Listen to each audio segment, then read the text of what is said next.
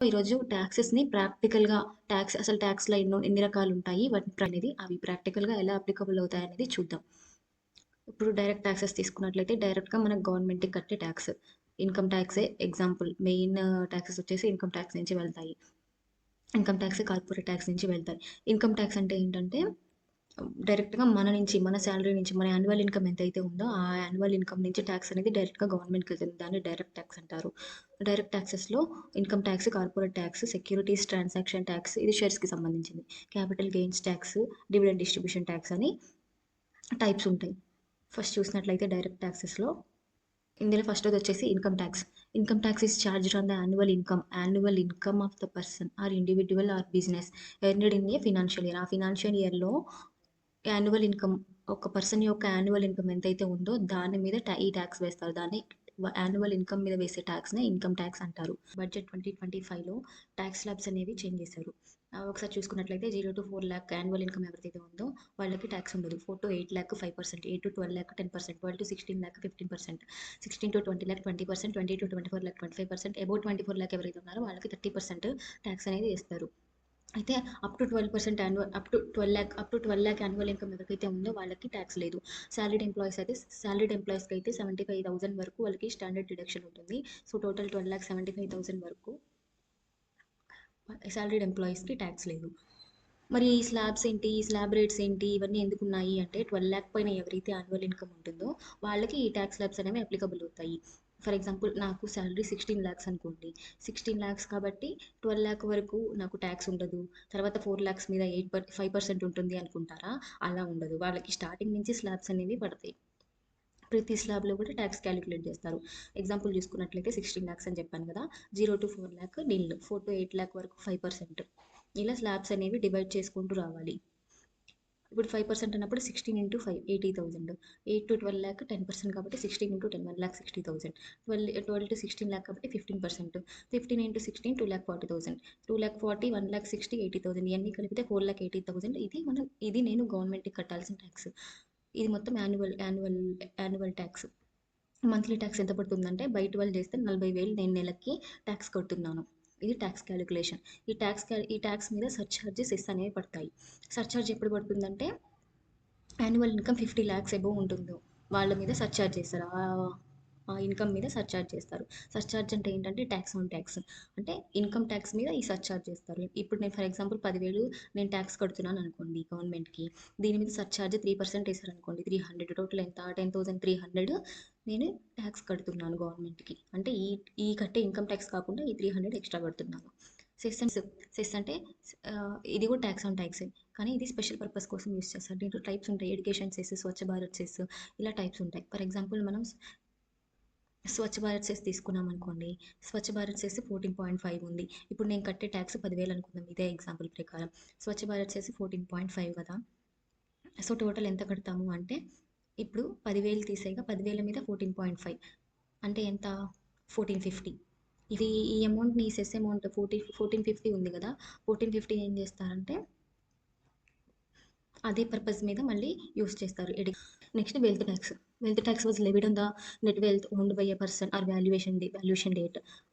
That is 31st March of every year. 31st March every year ఏంటంటే wealth tax gold గానీ, car గానీ, gold గానీ, cash కానీ, bank deposits కానీ ఎవరికైతే ఉంటాయో ఆ ఫినాన్షియల్ ఇయర్‌లో, ఆ ఇయర్‌లో దాని మీద వెల్త్ ట్యాక్స్ ఏస్తారు.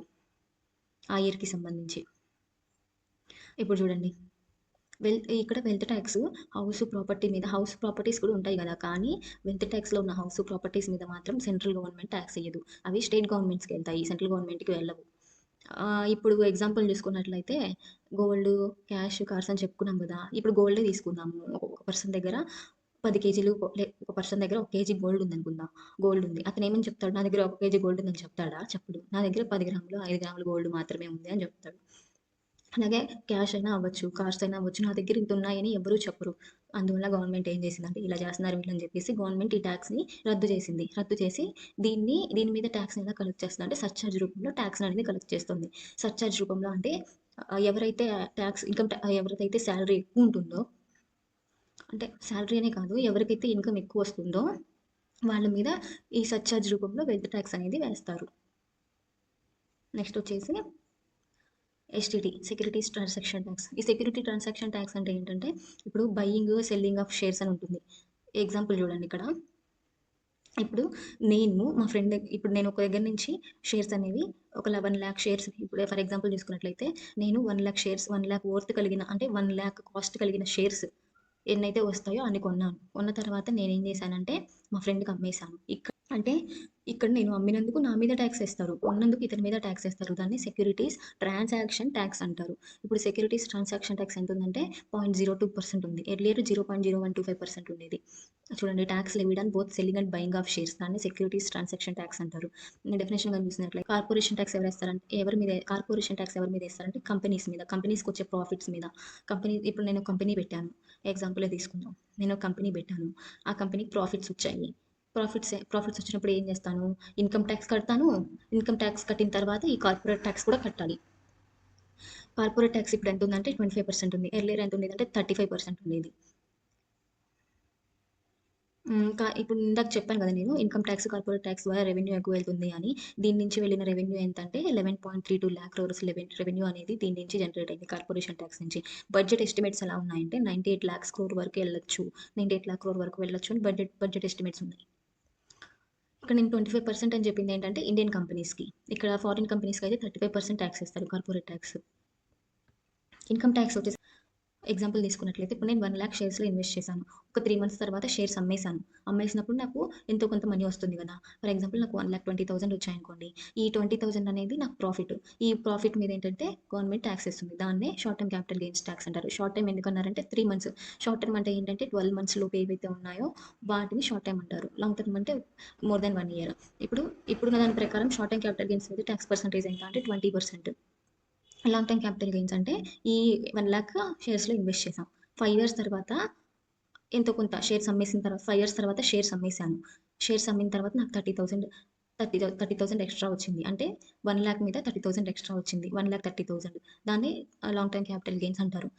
ఈ 30,000 మీద టాక్స్ పడింది కదా! ఎక్స్‌ట్రా వచ్చింది 30,000 మీద, దాన్ని long term capital gains tax అంటారు. ఆ టాక్స్ పర్సెంటేజ్ ఇప్పుడు ఎంత ఉందంటే 12.5%. అయితే ఇది ఈ రియల్ ఎస్టేట్‌కి వీటికి డిఫరెంట్‌గా ఉంటుంది. రియల్ ఎస్టేట్ అంటే ప్రాపర్టీ, ల్యాండ్ ఇలాంటివి ఉంటాయి గదా! అలాంటి వాటికి ఏంటంటే లెస్ థాన్ 24 మంత్స్, అంటే 2 ఇయర్స్ లోపు ఏవైతే ఉంచుతారో, ప్రాపర్టీస్ ఉంచిన తర్వాత అమ్మేస్తారు. వాటి మీద వచ్చిన ఇన్‌కమ్ ఉంటుంది కదా! ఆ ఇన్‌కమ్ మీద 20% ఏస్తారు లాంగ్ టర్మ్ క్యాపిటల్ గెయిన్స్‌లో. ఇదొచ్చేసి 12.5, రియల్ ఎస్టేట్‌కైతే 20%.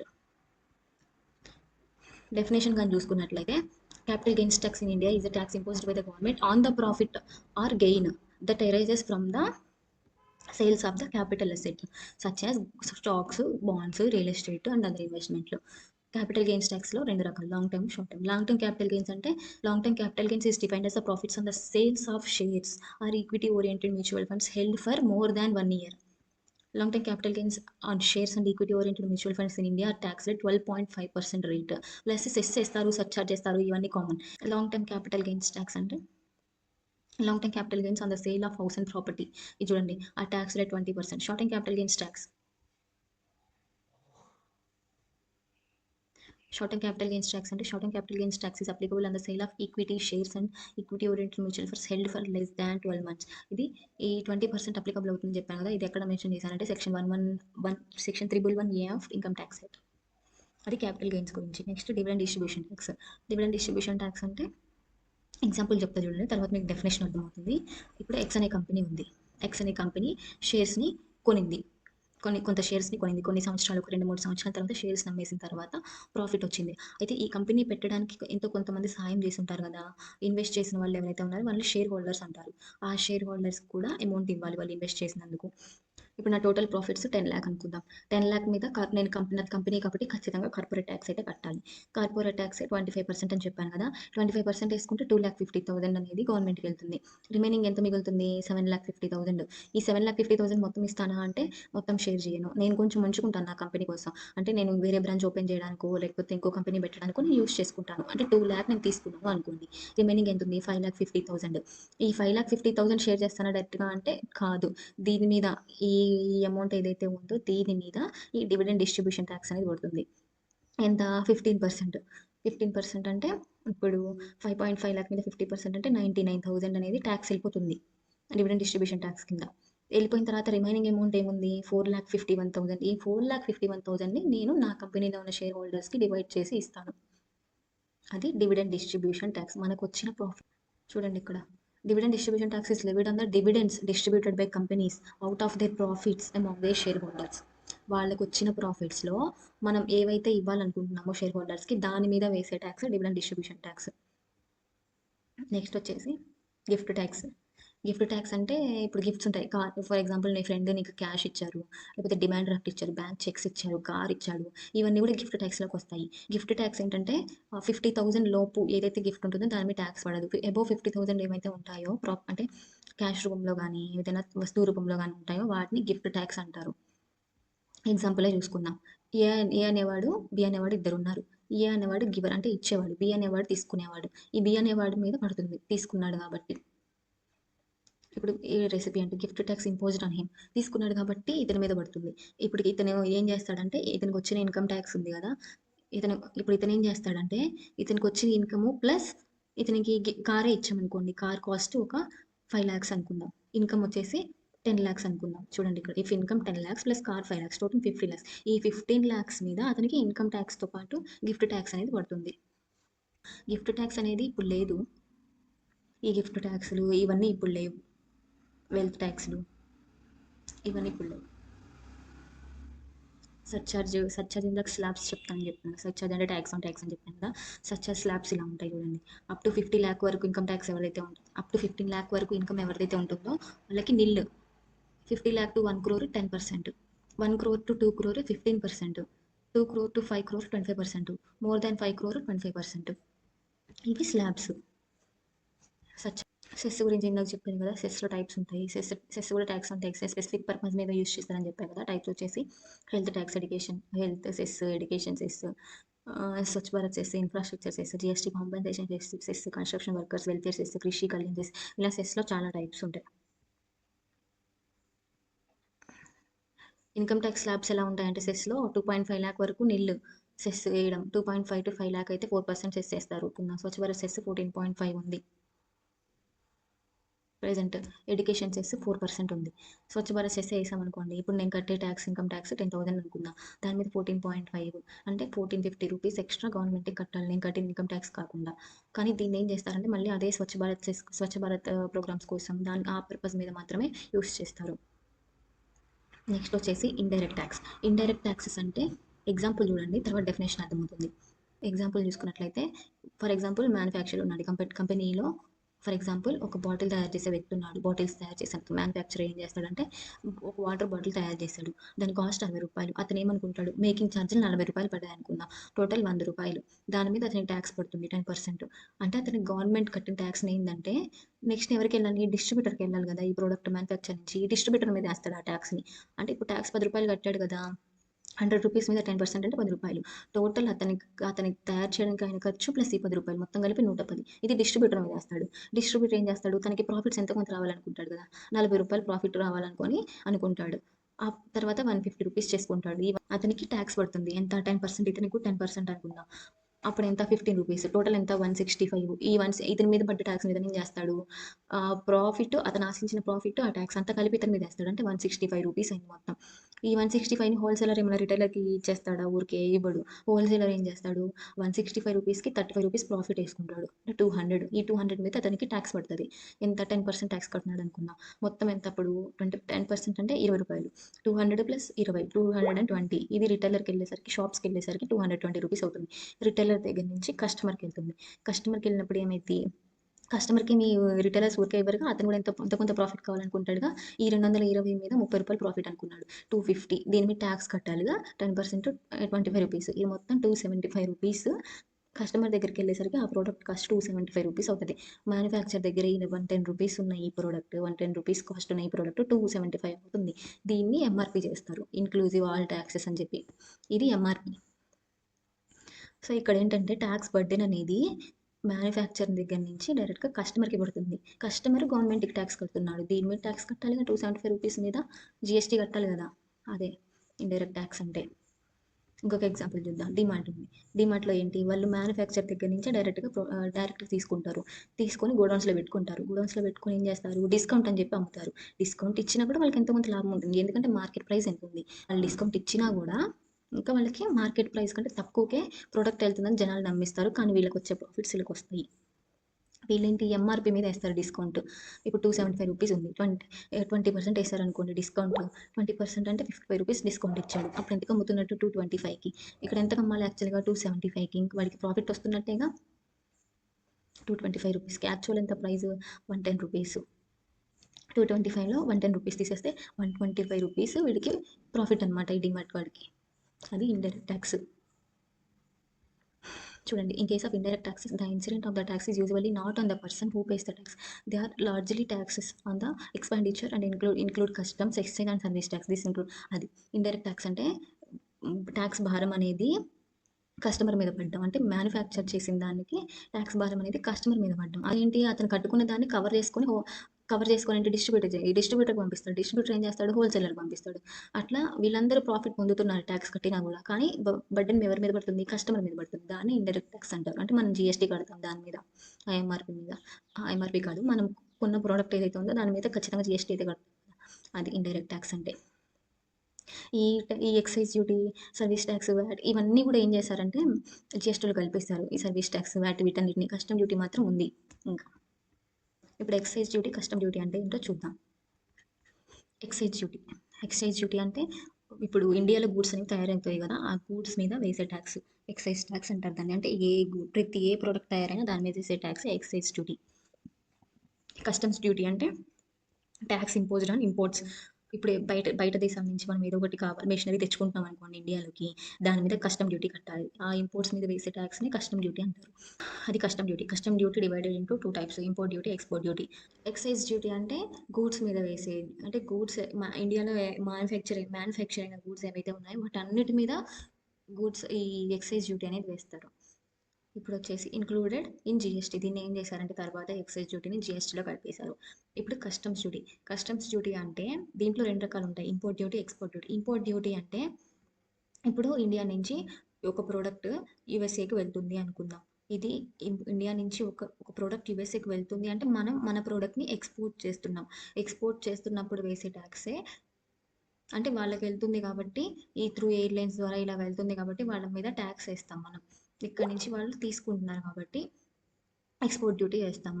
అయితే ఇంపోర్ట్ డ్యూటీ అంటే ఏంటంటే యూఎస్ఏ నుంచి ఒక ప్రోడక్ట్ మన ఇండియాలోకొస్తుంది. వాళ్ళేం చేయాలనుకున్నారు? వాళ్ళ ప్రోడక్ట్‌ని ఇండియాలో అమ్మాలనుకుంటున్నారు. దాని మీద వేసే టాక్స్‌ని ఇంపోర్ట్ డ్యూటీ అంటారు. ఫర్ సపోజ్ మనమైనా గూడా అక్కడి నుంచి యూఎస్ఏ నుంచి మెషినరీ తెచ్చుకుంటున్నాము. మన మీద కూడా ఇంపోర్ట్ డ్యూటీ వేస్తుంది ఇండియా. ఇండియాలోకి తెచ్చుకున్న ఏ వస్తువు మీదైనా పక్క దేశాల నుంచి తెచ్చుకునే ఏ వస్తువు మీదైనా ఇంపోర్ట్ డ్యూటీ వేస్తుంది. అంటే ఇప్పుడు ఇక్కడి నుంచి ఒక మనిషి ఇటు నుంచి ఇటుకి వస్తువు తెచ్చుకుంటున్నాడు కాబట్టి వీళ్ళ మీదే ఏస్తారు ట్యాక్స్. అంటే ఈ పర్సన్ మీద ట్యాక్స్ ఏస్తారు ఇంపోర్ట్ డ్యూటీ. ఇక్కడ కూడా అంతే. యూఎస్ఏ మీద ఎక్స్‌పోర్ట్ డ్యూటీ పడుతుంది. అంటే ఇప్పుడు ఆ వ్యక్తి యూఎస్‌లో ఉన్న వ్యక్తి ఎవరైతే ఉన్నారో ఆ వ్యక్తి ఇండియాలో ప్రొడక్ట్‌ని తన దేశానికి తెచ్చుకోవాలనుకుంటున్నాడు. అంటే ఆ వస్తువుని తెచ్చుకున్నందుకు తన మీద ఎక్స్‌పోర్ట్ డ్యూటీ వేస్తుంది గవర్నమెంట్. అది ఎక్స్‌పోర్ట్ డ్యూటీ, ఇంపోర్ట్ డ్యూటీ అంటే. ఒక చిన్న ఎగ్జాంపుల్ చూద్దాం. ఇప్పుడు వన్‌ప్లస్ మొబైల్ ఉంది. అది వన్‌ప్లస్ మొబైల్ ఎవరిది? చైనా వాడిది. వాడేం చేస్తాడంటే తన ప్రొడక్ట్స్‌ని ఇండియాలో అమ్మాలనుకుంటాడు. అంటే తన ప్రొడక్ట్స్‌ని ఇండియాలోకి తీసుకొచ్చి అమ్మాలనుకున్నప్పుడు ఇంపోర్ట్ డ్యూటీ అనేది వేస్తాడు. ఇండియా అనేది ఇంపోర్ట్ డ్యూటీ వేస్తుంది. ఇంపోర్ట్ డ్యూటీ వేసినప్పుడు ఏంటి? ఆ మొబైల్ వాళ్ళు తయారు చేసిన కాస్ట్ ప్లస్ ఈ ఇంపోర్ట్ డ్యూటీ అనేది అంటే మన మీద ఏస్తాడు. ఇప్పుడు అమ్ముతున్నాడు కాబట్టి మన మీద ఏస్తాడు. అప్పుడు ఆ ప్రైజెస్ అనేవి ఎక్కువగా ఉంటాయి. అదే మొబైల్ చైనాలో కొన్నామనుకోండి తక్కువ కాస్ట్ ఉంటుంది. సర్వీస్ ట్యాక్స్ అంటే మనం వాడుకునే సర్వీస్‌లు ఏవైతే ఉన్నాయో వాటి మీద వేసే ట్యాక్స్ సర్వీస్ ట్యాక్స్. 1991లో ఎకనామిక్ క్రైసిస్ వచ్చినప్పుడు గవర్నమెంట్ డిసైడ్ అయింది. ఏంటి? ఇన్‌కమ్ అనేది తగ్గించాలి. ఇన్‌కమ్ అనేది పెంచాలి. ఎక్స్‌పెండిచర్ అనేది తగ్గించాలి అని చెప్పేసి. దానికోసం 1991లో రాజా చెల్లయ్య కమిటీ అనేది ఫామ్ అయింది. ఇదేం చేస్తుందంటే ఇంపోజ్ ఇండైరెక్ట్ టాక్సెస్ మీద ఇంపోజ్ చేయండి. డైరెక్ట్ టాక్సెస్ మీద వద్దు అని చెప్తుంది. అప్పుడు సర్వీసెస్ ఏమేంటి సర్వీసెస్ కింద ఏమేమి వస్తాయంటే banking, insurance, telecommunication, stock broking ఇవన్నీ వస్తాయి కదా! ఈ సర్వీసెస్ మీద ట్యాక్స్ వేయండి అని చెప్పారు.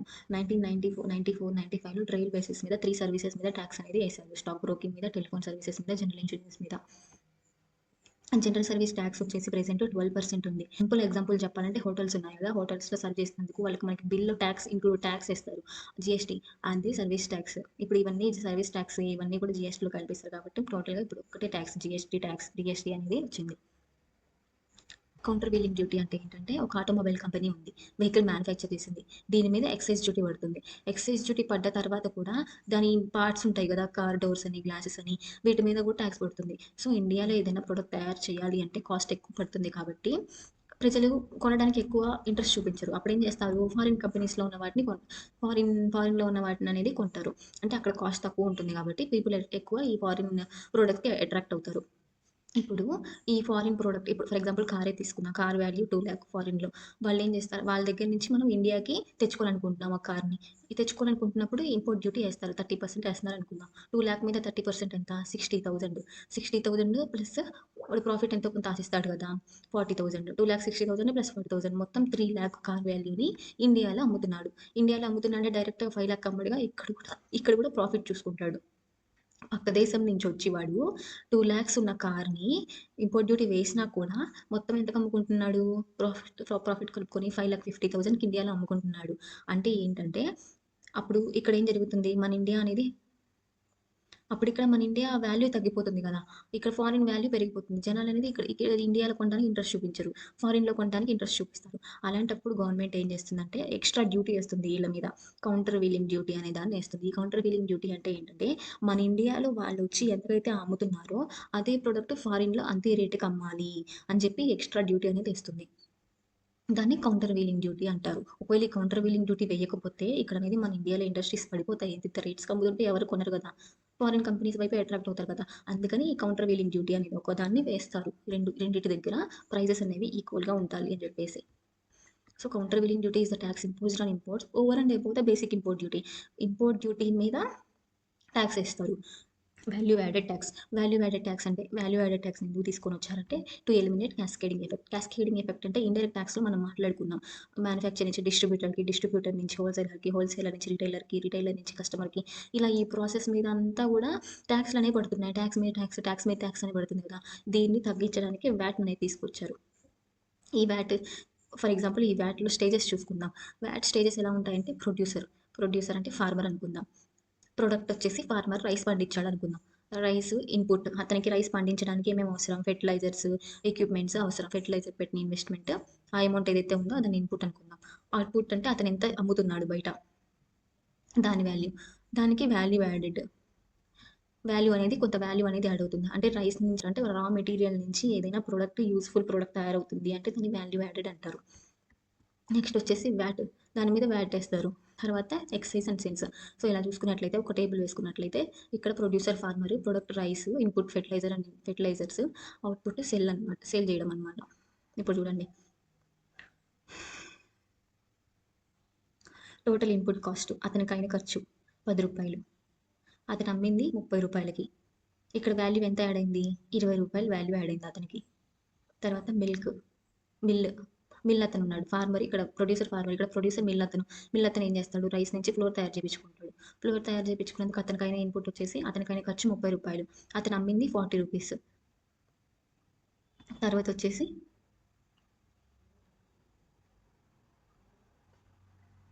బేకరీ పర్సన్ కేక్ తయారు చేయాలనుకుంటాడు. కేక్ తయారు చేసినప్పుడు అతనికి ఇన్పుట్ కాస్ట్ ఎంత అయిందంటే రూ. 40 అయింది. అతను ఎంతకు అమ్ముకున్నాడంటే రూ. 90. షాప్స్‌లో ఇప్పుడు ఈ బేకరీని షాప్స్‌లో అమ్ముతారు కదా! షాప్సోళ్ళు ఏం చేస్తారంటే కేక్స్ సెల్ చేస్తారు. సెల్ చేసినప్పుడు అతను టోటల్ అంటే కొన్నప్పుడు రూ. 90 షాప్స్ అతను బేకరీ అతని దగ్గర నుంచి కొన్నప్పుడు రూ. 90. అతను వాళ్ళ షాప్‌లో ఎంతకు అమ్ముకుంటాడు? రూ. 100. సో, ఇక్కడ వాల్యూ ఎంత యాడ్ అయిందంటే ఇన్పుట్ మైనస్ అవుట్పుట్. ఇక్కడ రూ. 30 అమ్మాడు. అతనికైన ఇన్పుట్ రూ. 10. ఇక్కడొచ్చింది ఎంత? రూ. 20 ఆదాయం అతనికొచ్చింది. అంటే వాల్యూ ఎంత యాడ్ అయిందంటే రూ. 20. నెక్స్ట్ ఇక్కడ రూ. 10. ఇక్కడొచ్చేసి రూ. 50. ఇక్కడొచ్చేసి రూ. 10. ఈ వాల్యూ యాడెడ్ ఇదంతా. తర్వాత దీని మీద వ్యాట్ ఏస్తారు. 10% వ్యాట్ ఏస్తారు. ఈ వాల్యూ యాడెడ్ మీద. 10% అంటే రూ. 2. ఇక్కడ 10% రూ. 1. రూ. 50 మీద రూ. 5. ఇక్కడ రూ. 10 మీద రూ. 1. డ్యూటీ ఏస్తాం కదా! ఎక్సైజ్ డ్యూటీ 10% ఈ అవుట్‌పుట్ మీద వచ్చిన ప్రొడక్ట్ మీద అంటే ఇందాక చెప్పాను కదా! మ్యానుఫ్యాక్చర్ చేసిన దేని మీదైనా ఎక్సైజ్ డ్యూటీ పడుతుంది అని. రూ. 30 మీద రూ. 3, రూ. 40 మీద రూ. 4, 10% తీసుకున్నట్లయితే రూ. 90 మీద రూ. 90, రూ. 100 మీద రూ. 10 మొత్తం కలిపి రూ. 20 ఇదంతా. ఇక్కడి నుంచి ఇక్కడికి చూసుకున్నట్లయితే 260 అంటే రూ. 260 ఉన్నది. దీని మీద వేస్తారు. ఇక్కడ నుంచి చూడండి, ఇక్కడ దీని మీద ఎక్సైజ్ డ్యూటీ వేస్తారు. ఈ వాల్యూ యాడెడ్ మీద ఈ వ్యాట్ అనేది వాల్యూ యాడెడ్ ట్యాక్స్ వేస్తారు. Cascading effect. క్యాస్కేడింగ్ ఎఫెక్ట్ అంటే ఇక్కడే చూద్దాం, ఎగ్జాంపుల్ చెప్తా. ఇప్పుడు ఇది మొత్తం ఎంత అవుట్పుట్, రూ. 260. అవుట్పుట్ ఫైనల్ అవుట్పుట్ వచ్చేసి రూ. 260 అయింది. ప్లస్ దాని మీద 10% ట్యాక్స్ 26, టోటల్ ఎంత రూ. 286 మార్కెట్ ప్రైస్ వేస్తాడు వాడు. వ్యాట్లో ఏం జరుగుతుందంటే వాల్యూ ఎంత యాడ్ అయింది, 260కి రూ. 9 యాడ్ అయింది. వాల్యూ ఎంత యాడ్ అయిందంటే 260కి వ్యాట్ రూ. 9. 260 ఇక్కడ చూసుకున్నట్లయితే ఎక్సైజ్ డ్యూటీ కాకుండా వ్యాట్ వేసుకున్నట్లయితే 260కి రూ. 9. So total 269. ఇది ఇక్కడ మార్కెట్ ప్రైస్. అది వ్యాట్కి క్యాస్కేడింగ్ ఎఫెక్ట్కి మధ్య డిఫరెన్స్. ఇప్పుడు ఈ 286 ఉన్నది 269. సో క్యాస్కేడింగ్ ఎఫెక్ట్ని ఎలిమినేట్ చేయడానికి వ్యాట్ అనేది తీసుకొచ్చారు. మాడిఫైడ్ వ్యాట్ని మోడ్ వ్యాట్ అంటారు, సెంట్రల్ వ్యాట్ని సెన్ వ్యాట్ అంటారు. ఫైనల్గా జిఎస్టీ అనేది వచ్చింది. Next GST, goods and service tax. Goods and service tax ఇది successor of VAT user in India. నేను చెప్పాను కదా, వ్యాట్ తర్వాత జిఎస్టీ వచ్చింది. జిఎస్టీ బిల్ ఎప్పుడు పాస్ చేశారంటే లోక్సభలో 29 మార్చి 2017. ఎప్పుడు ఎఫెక్ట్లోకి వచ్చిందంటే 1 జూలై 2017. ఏ అమెండ్మెంట్ అంటే 101 కాన్స్టిట్యూషనల్ అమెండ్మెంట్ ప్రకారం ఫస్ట్ ఇంప్లిమెంట్ చేసింది జిఎస్టీ. ఏ స్టేట్ అంటే Jammu and Kashmir. GST replaced with existing. ఈ జిఎస్టీని సెంట్రల్ స్టేట్ ట్యాక్సెస్ ఉంటాయి కదా, వాటిని రీప్లేస్ చేస్తూ జిఎస్టీని తీసుకొచ్చారు. GST bill to boost GST billing in India, the government of India in association with the state governments has launched invoice incentive scheme. Mera bill మేరా అధికార్ అనే concept తీసుకొచ్చింది కదా. అంటే ప్రతి కొన్న వస్తువుకి ప్రతి దానికి బిల్ ఉండాలి, ఇన్వాయిస్ ఉండాలి అని చెప్పేసి. Goods and services are divided into five different tax slabs. ఈ జిఎస్టీ అనేది స్లాబ్స్ వైజ్ డివైడ్ అయింది 5 స్లాబ్స్ ప్రకారం. 0%, 5%, 12%, 18%, 28% ట్యాక్స్ స్లాబ్స్ అని మీరు చూసే ఉంటారు. ఈ మధ్య పాప్కార్న్ బాగా హల్చల్ అవుతుంది కదా, చాక్లెట్ పాప్కార్న్, క్యారమెల్ పాప్కార్న్ 28% వేశారు. తర్వాత మళ్ళీ తగ్గించేసి ట్రోల్స్ వస్తున్నాయని చెప్పేసి తగ్గించేసి 5% వేశారు కదా. సో అవి tax slabs. However petroleum products, alcohol beverages and electricity. Petroleum products మీద, ఆల్కహాల్ ప్రొడక్ట్స్ మీద, ఎలక్ట్రిసిటీ మీద ట్యాక్స్ అనేది లేదు. ఈ ట్యాక్స్లు సపరేట్గా స్టేట్ గవర్నమెంట్ వేసుకుంటుంది. వాటి మీద ఆల్కహాల్ బెవరేజెస్ మీద, పెట్రోల్ మీద, ఎలక్ట్రిసిటీ మీద ఇవి ట్యాక్సెస్ స్టేట్ గవర్నమెంట్స్ వేసుకుంటాయి. There is a special rate of 0.2% and rough precious and semi precious stones and 3% and gold.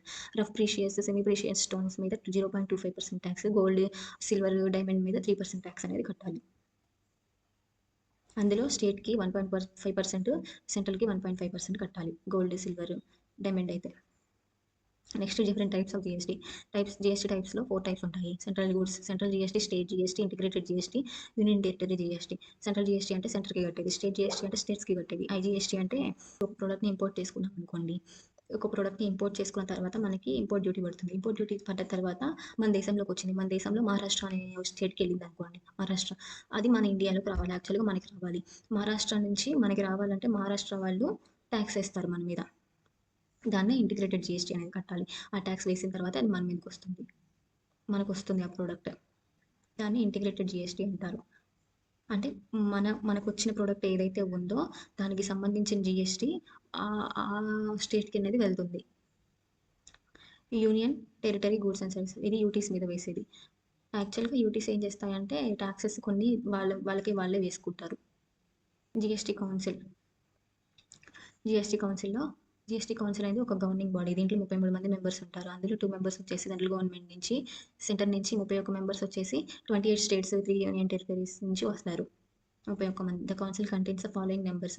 ఎవరెవరు ఉంటారు అంటే కౌన్సిల్లో యూనియన్ ఫినాన్స్ మినిస్టర్ ఉంటాడు చైర్పర్సన్గా. Union minister of state is the charge of revenue or finance. మెంబర్గా ఎవరు ఉంటారంటే స్టేట్స్ ఇన్ఛార్జ్ ఉంటాడు కదా, యూనియన్ మినిస్టర్ ఆఫ్ స్టేట్స్ అని చదివి ఉంటారు, వాళ్ళు ఉంటారు. తర్వాత council is headed by union finance.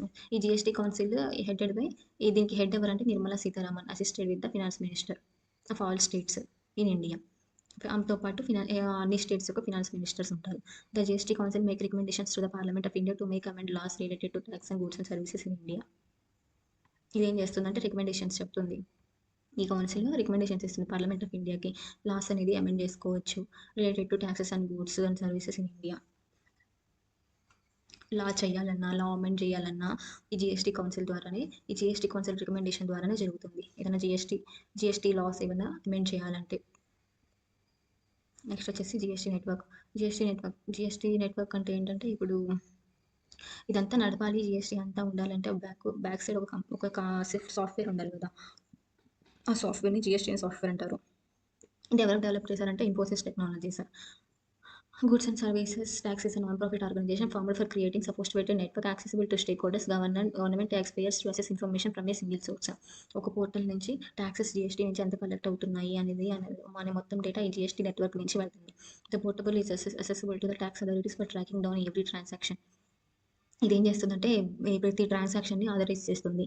The జిఎస్టీని authorised capital వచ్చేసి 100 million rupees, in which initially central government held 25% of shares. దీంట్లో ఇనిషియల్గా గవర్నమెంట్ షేర్ ఎంత ఉండేదంటే 24.5% షేర్స్, వైల్ స్టేట్ గవర్నమెంట్ 24.5% ఉండేది.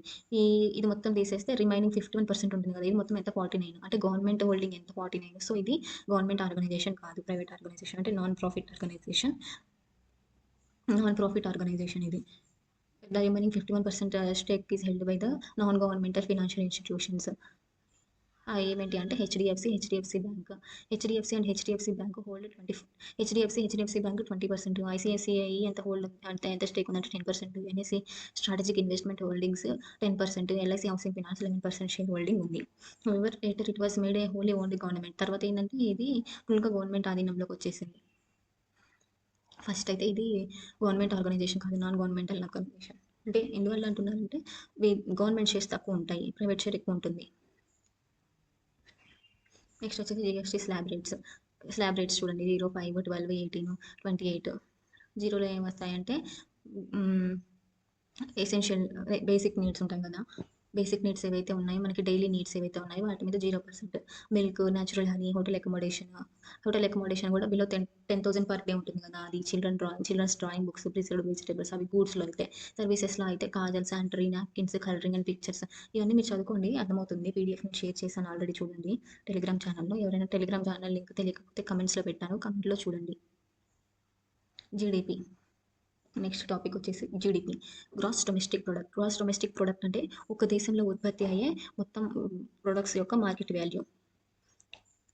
ప్రొడక్షన్ వైజ్ చూసుకున్నట్లయితే నేను 100 ప్రొడక్ట్స్ చేసుకున్నాను చెప్పాను కదా, ఆ ప్రొడక్ట్ కౌంట్ ఏదైతే ఉందో అది ప్రొడక్షన్ ప్రైస్ ఇంటూ 20 రూపీస్ వేసాను కదా, 1000 ప్రొడక్ట్స్ ఇంటూ 20,000, అది ఇన్కమ్ అప్రోచ్. ఎక్స్పెండిచర్ అప్రోచ్ అంటే ఎగ్జాంపుల్, ఒక వ్యక్తికి 50,000 శాలరీ వస్తుంది అనుకుందాం. 50,000 శాలరీలో అతను 25,000 ఖర్చు పెట్టుకున్నాడు. అతను 25,000 ఖర్చు పెట్టాడు అనుకుందాం. ఆ ఖర్చు పెట్టింది అతను ఒక్కడే కాదు, ఇండియాలో పాపులేషన్ ఉంటుంది కదా, ఆ పాపులేషన్ వైజ్ ఒక్కొక్కరు ఎంతో కొంత ఖర్చు పెట్టుంటారు. ఆ మొత్తం ఎక్స్పెండిచర్ వాల్యూనే ఎక్స్పెండిచర్ అప్రోచ్ అంటారు. అంటే చూడండి ఇన్కమ్. ఇప్పుడు ఏ అనే పర్సన్ ఒక 2 పెన్నులు తయారు చేశాడు, బి అనే పర్సన్ 3 బైక్స్ తయారు చేశాడు, సి అనే పర్సన్ 10 kg ఫుడ్ తయారు చేశాడు. ఇన్కమ్ మెథడ్లో చూసుకున్నట్లయితే ఈ 2 pens value 20 rupees, 3 bikes value 3 lakh, 10 kg food value 10,000. ఈ మొత్తం కలిపితే వచ్చిందే ఇన్కమ్ అప్రోచ్లో జీడిపి. అంటే ఏంటి, ఇక్కడ వాల్యూ, ఈ ప్రొడక్ట్స్ యొక్క వాల్యూ ఏదైతే ఉందో దాన్ని యాడ్ చేశాడు. అలా కాకుండా ప్రొడక్షన్లో ఏంటి, 5,000 పెన్స్ తయారు చేశాడు ఏ అనే పర్సన్, బి అనే పర్సన్ 1,000 బైక్స్ తయారు చేశాడు, సి అనే పర్సన్ 50 tons రైస్ పండించాడు అనుకుందాం. ఈ మొత్తం అంటే ప్రొడక్షన్ ఎంతైతే ఉందో 5,000 పెన్స్ తయారు చేశాడు కదా, ఈ ప్రొడక్షన్ మార్కెట్ వాల్యూ కాదు, ప్రొడక్షన్. దీన్ని ప్రొడక్షన్ మెథడ్ అంటారు. ఎక్స్పెండిచర్ మెథడ్ అంటే ఇప్పుడు ఏ అనే వ్యక్తి ఈ 20 రూపాయల ఇన్కమ్లో 10 రూపీస్ ఖర్చు పెట్టాడు. బి అనే వ్యక్తి 3 బైక్స్ 3 lakhs కదా, 3 lakhs ఇతనికి ఇన్కమ్ వచ్చింది అనుకుందాం. ఎగ్జాంపుల్, ఎక్స్పెండిచర్ మెథడ్లో ఏ అనే పర్సన్కి, పెన్స్ తీసేయండి, ఇవన్నీ తీసేయండి, ఏ అనే పర్సన్కి 20 రూపీస్ ఇన్కమ్ ఉంది, బి అనే పర్సన్కి 3 lakhs ఇన్కమ్ ఉంది, సి అనే పర్సన్కి 10,000 ఇన్కమ్ ఉంది. ఇతను 20 రూపాయలు 10 రూపాయలు ఖర్చు పెట్టుకున్నాడు అనుకుందాం, 3 లక్షల్లో 1 లక్ష ఖర్చు పెట్టాడు అనుకుందాం, సి అనే పర్సన్ 10,000లో 1,000 రూపీస్ ఖర్చు పెట్టాడు అనుకుందాం. ఈ మొత్తం ఖర్చు ఎంతైతే పెట్టాడో దాన్ని ఎక్స్పెండిచర్ మెథడ్లో జీడిపి అంటారు. ఎక్స్పెండిచర్ మెథడ్లో టైప్స్ ఉన్నాయి, exports, imports, government expenditure, companies investment అని. ఇప్పుడున్న రేట్లకి మనం కానీ ప్రొడ్యూస్ చేసిన ప్రొడక్ట్స్ని ఇప్పుడున్న రేట్లకు అమ్మితే దాన్ని నామినల్ జీడిపి అంటారు. అదే ముందున్న రేట్లకి అమ్ముతున్నాము అంటే దాన్ని రియల్ జీడిపి అంటారు. అంటే ప్రీవియస్ ఒక 10 years క్రితం, ఇప్పుడు 10 years క్రితం 100 పెన్స్ తయారు చేశాను నేను. 100 పెన్స్ వాల్యూ, ఒక్కొక్క పెన్ వాల్యూ 20 రూపీస్, అంటే ఎంత అప్పుడు 2,000. టోటల్గా 2,000 అనేది అక్కడ GDP, base year wise. Real GDP wise. Nominal GDP అంటే ఏంటంటే అదే 100 పెన్లు, ఇప్పుడు దాని కాస్ట్ వచ్చేసి 30 రూపాయలు. 30 రూపాయలు అంటే 3,000. ఈ 3,000 ఏదైతే ఉందో అది nominal GDP. Expressed in current market price, base year market price చెప్పాను కదా. ఇన్ఫ్లేషన్ గురించి చూద్దాం. Inflation. It is the rate at which the general level of prices for goods and services is rising. Consequently, the purchasing power of currency is falling. Inflation is usually measured as percentage in prices and compared to the previous year. Inflation అంటే ఏంటంటే ఇప్పుడు నా దగ్గర మా అమ్మ నాకు రూ. 100 ఇచ్చింది. రూ. 100 ఇస్తే నేను 10 చాక్లెట్‌లు కొనుక్కోవాలనుకున్నా. కానీ నేనేం చేశానంటే ఇప్పుడొద్దు ఒక 2, 3 మంత్స్ తర్వాత కొందాంలే అని చెప్పి ఉంచాను. 2, 3 మంత్స్ తర్వాత ఏమైందంటే ప్రైజెస్ పెరిగాయి. అంటే అదే రూ. 100కి 10 చాక్లెట్‌లు రావాల్సింది నాకు 9 చాక్లెట్‌లే వచ్చాయి. అంటే అక్కడ ప్రైస్ అనేది పెరిగినట్టు. ప్రైస్ పెరిగినప్పుడే కదా నాకొచ్చే క్వాంటిటీ తగ్గుతుంది. సో, దాన్ని ఇన్‌ఫ్లేషన్ అంటారు. ఇన్‌ఫ్లేషన్ ఎలా మెజర్ చేస్తారు? ఇన్‌ఫ్లేషన్ మెజర్ చేయడానికి యూజ్ చేసేది కన్జ్యూమర్ ప్రైస్ ఇండెక్స్. ఈ కన్జ్యూమర్ ప్రైస్ ఇండెక్స్‌ని ఇండికేటర్ ఆఫ్ ఇన్‌ఫ్లేషన్ అని గూడా అంటారు. ఈ సీపీఐని ఎలా కాలిక్యులేట్ చేస్తారంటే, కరెంట్ ప్రైజెస్‌కి, ప్రీవియస్ ప్రైజెస్‌కి కంపేర్ చేసి సీపీఐని కాలిక్యులేట్ చేస్తారు.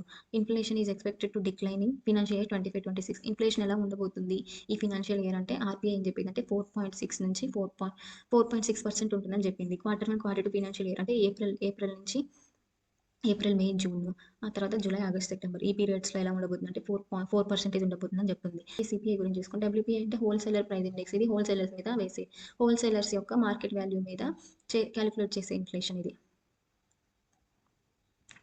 WPI for January is 2.31%. CPI inflation ఎలా ఉందంటే 4.31% జనవరి మంత్ వైస్ చూసుకున్నట్లయితే. WPI 2.31, CPI 4.31. డబ్ల్యూపీఐ ప్లస్‌లో ఈ మధ్య పీపీఐని తీసుకొచ్చారు. ప్రొడ్యూసర్ లెవెల్‌లో ప్రైజెస్ ఎలా ఉన్నాయి అని చెప్పి కాలిక్యులేట్ చేయడానికి. Wholesaler price index. దీని బేస్ ఇయర్ వచ్చేసి 2011-12. CPI base year 2012. దీన్ని ఎవరు చూస్తారంటే సిపిఐని ministry of statistics and programme implementation చూస్తుంది. ఇక్కడ ఉంది చూడండి. ఇదొచ్చేసి ministry of commerce and industry office of economic adviser. ఇదొచ్చేసి గూడ్స్ మాత్రమే మెజర్ చేస్తారు. ఇందులో గూడ్స్, సర్వీసెస్ 2 మెజర్ చేస్తారు.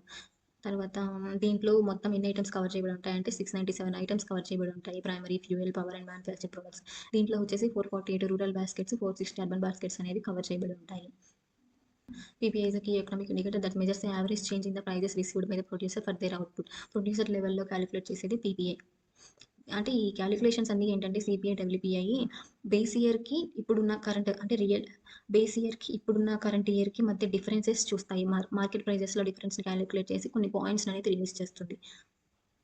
ఇంత ఇండెక్స్ ఉంది అని చెప్పేసి.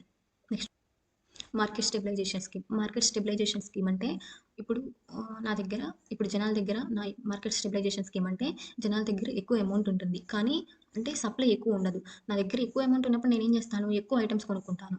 కానీ సప్లై అనేది అటువైపు నుంచి అంతే ఉండాలి కదా! సప్లై లేదు, నా దగ్గర డిమాండ్ ఎక్కువ ఉన్నప్పుడు ఏం చేస్తుందంటే ఆర్‌బీఐ ఈ అమౌంట్ అంతా సక్ చేసుకుంటుంది. అంటే తీసేసుకుంటుంది జనాల దగ్గర నుంచి. లిక్విడిటీ అడ్జస్ట్ చేయడానికి. లిక్విడిటీ అంటే మనీ అనేది అట్లా పెరిగిపోకుండా లిక్విడిటీని మేనేజ్ చేయడానికి అట్లా చేస్తుంది. ఇదేం చేస్తుందంటే ఆర్‌బీఐ టీ బిల్స్‌ని వీటిని ఇష్యూ చేస్తుంది ఆక్షన్స్ ద్వారా. ఇష్యూ చేసినప్పుడు జనాలు కొనుక్కుంటారు కదా! కొనుక్కున్నప్పుడు అదనేది బ్యాంకింగ్ సిస్టమ్‌లో లిక్విడిటీని మేనేజ్ చేస్తుంది. ఈ అమౌంట్ అనేది ఏదైతే ఉందో ఎంఎస్ఎస్‌లోకెళ్తుంది. మార్కెట్ స్టెబిలైజేషన్ స్కీమ్ అకౌంట్ అని చెప్పేసి ఒక సెపరేట్ అకౌంట్ ఉంటుంది. తర్వాత ఏంటంటే ఈ సెక్యూరిటీస్ అంతా బైబ్యాక్ చేసుకొని ఆ అమౌంట్ అంతా మళ్ళీ లిక్విడిటీ అంతా మేనేజ్ అయినప్పుడు అంటే మార్కెట్ అనేది కొంచెం కూల్ అయినప్పుడు ఆర్‌బీఐ ఏం చేస్తుందంటే అవి తీసేసుకొని సెక్యూరిటీస్ అమౌంట్ అనేది వీళ్ళ మనీ వీళ్ళకి ఇచ్చేస్తుంది. దాన్నే మార్కెట్ స్టెబిలైజేషన్ స్కీమ్ అంటారు. తర్వాత 2018 ఫినాన్షియల్ క్రైసిస్ వచ్చిన తర్వాత గవర్నమెంట్ ఏం చేసిందంటే ఎంఎస్ఎస్‌లో ఉన్న కొంత పోర్షన్‌ని నార్మల్ గవర్నమెంట్ బారోయింగ్స్‌కి యూజ్ చేసుకుంది. అంటే నార్మల్ గవర్నమెంట్ బారోయింగ్స్ అంటే గవర్నమెంట్‌కి కావాల్సినప్పుడు ఈ అమౌంట్‌ని యూజ్ చేసుకోవడం. సో, ఇది బడ్జెట్ టెర్మినాలజీ మొత్తం కంప్లీట్ అయిపోయింది. పీడీఎఫ్ సెండ్ చేశాను. ఏమన్నా కొంచెం అక్కడక్కడ మిస్ అయ్యి ఉంటే చూసుకుంటే అవి మీకు అర్థమవుతాయి. Thank you. యూనియన్ బడ్జెట్ ప్రకారం ట్యాక్స్ స్లాబ్స్ వచ్చేసి న్యూ రేజ్ యూనియన్ బడ్జెట్ ప్రకారం ట్యాక్స్ స్లాబ్స్ అనేవి చేంజ్ అయ్యాయి. యూనియన్ బడ్జెట్ 2025 ప్రకారం బడ్జెట్ 2025లో ట్యాక్స్ స్లాబ్స్ అనేవి బడ్జెట్ 2025లో ట్యాక్స్ స్లాబ్స్ అనేవి చేంజ్ చేశారు. ఒకసారి చూసుకున్నట్లయితే 0-4 లాక్ యాన్యువల్ ఇన్కమ్ ఎవరిదైతే ఉందో వాళ్ళకి ట్యాక్స్ ఉండదు. 4-8 లాక్ 5%, 8-12 లాక్ 10%, 12-16 లాక్ 15%, 16-20 లాక్ 20%, 20-24 లాక్ 25%, అబౌవ్ 24 లాక్ ఎవరైతే ఉన్నారో వాళ్ళకి 30% ట్యాక్స్ అనేది వేస్తారు. అయితే up to 12% up to 12 lakh annual income ఎవరికైతే ఉందో వాళ్ళకి ట్యాక్స్ లేదు.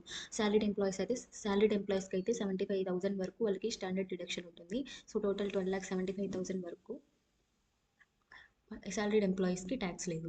ఫర్ ఎగ్జాంపుల్ ఇప్పుడు ఎగ్జాంపుల్స్ చూసుకున్నట్లయితే ఒక ఎగ్జాంపుల్ చూద్దాము. ఫర్ ఎగ్జాంపుల్ ఇప్పుడు నాకు 16 లాక్స్ సాలరీ వస్తుందనుకోండి. ఈ స్లాబ్ రేట్స్ ప్రకారం 16 లాక్స్‌కి 15% కదా! 16 ఇంటూ 15 2,40,000 అలా కాలిక్యులేట్ చేయకూడదు. అది రాంగ్. ట్యాక్స్ స్లాబ్స్ ఇప్పుడు ఎలా కాలిక్యులేట్ చేస్తారంటే అవి డివైడ్ చేస్తారు 16ని ఈ స్లాబ్స్ ప్రకారం డివైడ్ చేస్తారు. ఎందుకంటే 12 లాక్ పైన నా యాన్యువల్ ఇన్కమ్ ఉంది కాబట్టి ఈ స్లాబ్ రేట్స్ అనేవి అప్లై అవుతాయి. 12 లాక్ లోపు ఉన్న వాళ్ళకి ఈ స్లాబ్ రేట్స్ అనేవి అప్లై అవ్వవు. మరి ఈ స్లాబ్స్ ఏంటి, ఈ స్లాబ్ రేట్స్ ఏంటి, ఇవన్నీ ఎందుకున్నాయి అంటే 12 లాక్ పైన ఎవరైతే యాన్యువల్ ఇన్కమ్ ఉంటుందో వాళ్ళకి ఈ ట్యాక్స్ స్లాబ్స్ అనేవి అప్లికబుల్ అవుతాయి. ఫర్ ఎగ్జాంపుల్ నాకు శాలరీ 16 లాక్స్ అనుకోండి. 16 లాక్స్ కాబట్టి 12 లాక్ వరకు నాకు ట్యాక్స్ ఉండదు. తర్వాత 4 లాక్స్ మీద 5% ఉంటుంది అనుకుంటారా? అలా ఉండదు. వాళ్ళకి స్టార్టింగ్ నుంచి స్లాబ్స్ అనేవి పడతాయి. ప్రతి స్లాబ్లో కూడా ట్యాక్స్ క్యాలిక్యులేట్ చేస్తారు. ఎగ్జాంపుల్ చూసుకున్నట్లయితే 16 లాక్స్ అని చెప్పాను కదా, 0 to 4 lakh nil, 4 to 8 lakh వరకు 5%. ఇలా స్లాబ్స్ అనేవి డివైడ్ చేసుకుంటూ రావాలి. ఇప్పుడు 5% అన్నప్పుడు 16 ఇంటూ 5 80,000, 8 to 12 లాక్ 10% కాబట్టి 16 ఇంటూ 10 1,60,000, 12 to 16 లాక్ కాబట్టి 15%, 15 ఇంటూ 16 2,40,000, 2,40, 1,60, 80,000 ఇవన్నీ కలిపితే 4,80,000. ఇది నేను గవర్నమెంట్కి కట్టాల్సిన ట్యాక్స్. ఇది మొత్తం యాన్యువల్ ట్యాక్స్. మంత్లీ ట్యాక్స్ ఎంత పడుతుందంటే బయట వాళ్ళు చేస్తే 40,000 నేను నెలకి ట్యాక్స్ కడుతున్నాను. ఇది ట్యాక్స్ క్యాలిక్యులేషన్. ఈ ట్యాక్స్ మీద సర్చార్జెస్ సెస్ అనేవి పడతాయి. సర్చార్జ్ ఎప్పుడు పడుతుందంటే యాన్యువల్ ఇన్కమ్ 50 లాక్స్ ఎబోవ్ ఉంటుందో వాళ్ళ మీద సర్చార్జ్ చేస్తారు. ఆ ఇన్కమ్ మీద సర్చార్జ్ చేస్తారు. సర్చార్జ్ అంటే ఏంటంటే ట్యాక్స్ ఆన్ ట్యాక్స్. అంటే ఇన్కమ్ ట్యాక్స్ మీద ఈ సర్చార్జ్ చేస్తారు. ఇప్పుడు నేను ఫర్ ఎగ్జాంపుల్ 10,000 నేను ట్యాక్స్ కడుతున్నాను అనుకోండి గవర్నమెంట్కి. దీని మీద సర్చార్జ్ 3% వేసారు అనుకోండి, 300, టోటల్ ఎంత 10,300 నేను ట్యాక్స్ కడుతున్నాను గవర్నమెంట్కి. అంటే ఈ కట్టే ఇన్కమ్ ట్యాక్స్ కాకుండా ఈ 300 ఎక్స్ట్రా కడుతున్నాను. సెస్ అంటే కూడా ట్యాక్స్ ఆన్ ట్యాక్సే, కానీ ఇది స్పెషల్ పర్పస్ కోసం కడతాం. ఫర్ ఎగ్జాంపుల్ ఎడ్యుకేషన్ సెస్ తీసుకున్నాం అనుకోండి, ఎడ్యుకేషన్ సెస్లో ట్యాక్స్ రేట్ వచ్చేసి 14.5%. అంటే ఇన్కమ్లో నేను కట్టే ఇన్కమ్ ట్యాక్స్లో 14.5. ఇప్పుడు ఇదే ఎగ్జాంపుల్ తీసుకుందాం, 10,000 నేను ట్యాక్స్ కడుతున్నాను, దాని మీద 14.5 అంటే 1450 రూపీస్, 450. సో టోటల్ 1450 రూపీస్ నేను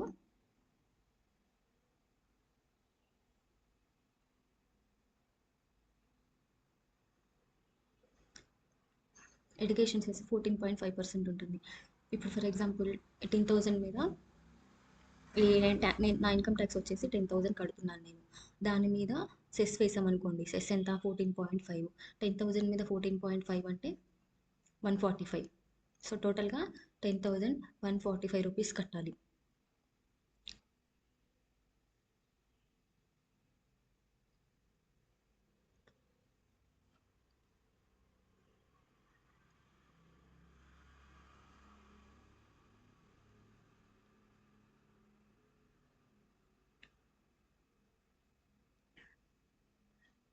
సెస్ అనేది స్పెషల్ పర్పస్. ఇది కూడా ట్యాక్స్ ఆన్ ట్యాక్స్ కానీ స్పెషల్ పర్పస్. అంటే దీంట్లో రకాలు ఉంటాయి, education purpose, health and education purpose, Swachh Bharat purpose.